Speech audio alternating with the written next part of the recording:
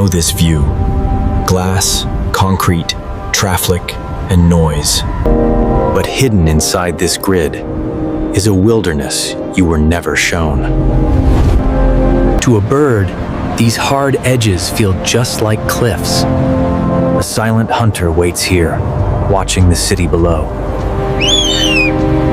Between these towers, dark green islands hold a different kind of life. At this height, the city becomes a maze of shadows and chances. By sunrise, our world quickly takes the streets back. Our bridges become cliff walls, where whole colonies of birds build their nests. Wild families raise their young just a few steps away from our endless traffic. Most people inside these windows never realize they're sharing their city with a hidden wild population. Coyotes use parks like quiet commuter routes before the human day begins. What looks like a simple rail line to us becomes a safe highway for animals moving through the city. Some animals now plan their nights around the moment our bins are full and our doors are shut. Urban foxes read our roads like moving danger zones, waiting for just a few safe seconds to cross. In these empty lots, rats follow our food, and foxes follow the rats. Pigeons thrive wherever we gather, turning our dropped snacks into guaranteed daily feasts. High above the streets, peregrine falcons use our towers as launch pads for dives faster than any highway below. Generation after generation, these same ledges serve as nurseries perched above a never-ending city. By pulling insects into these bright halos, our lights create new hunting grounds for the night's silent flyers. Where old trees and caves have vanished, roofs and bridge crevices now shelter whole colonies of bats. For owls, even the edges of highways can become hunting grounds.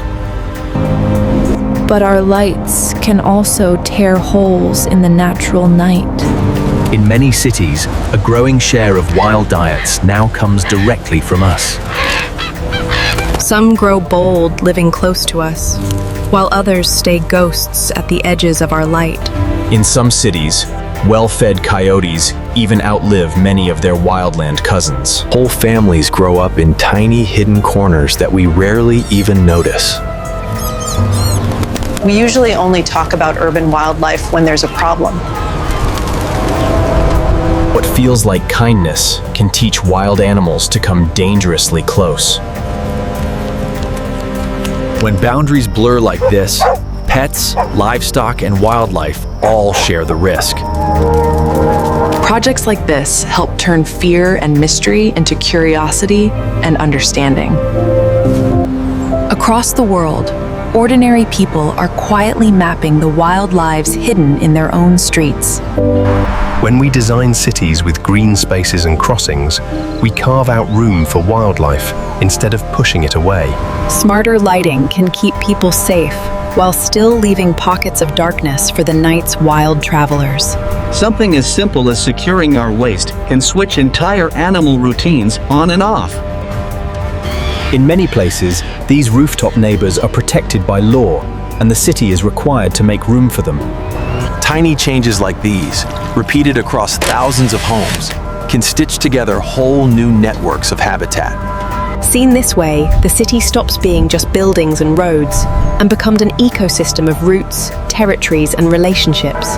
The animals we call pests are often just the ones most successful at surviving the city we built. Together, they form the wild heart of our cities, beating just beyond the edges of our attention. We built these concrete giants, but now we decide whether to ignore the wild lives within them